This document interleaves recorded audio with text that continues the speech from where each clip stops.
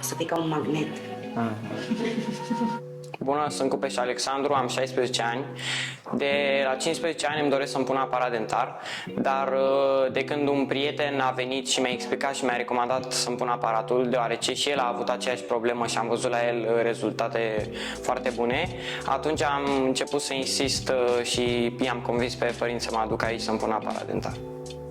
Începând din seara asta sau mâine dimineață, o să simți o ușoară jenă, de fapt, practic o să simți dinți în gură. Înălțări și sunt bune din două puncte de vedere.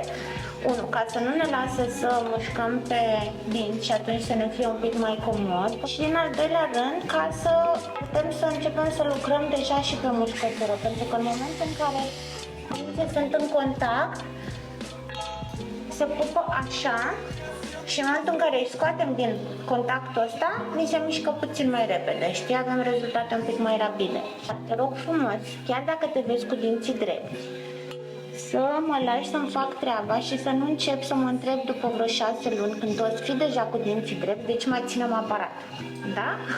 Legat de părerile primite despre aparatul dentar, mulți prieteni mi-au zis că aparatul i-a jenat în prima săptămână, alții mi-au spus că nu prea au avut nimica, că doar nu au putut să mănânce fast food, dar indiferent de părerile lor, eu sunt foarte entuziasmat de aparat și chiar îmi doresc să-mi perfecționez dinții. Te rog.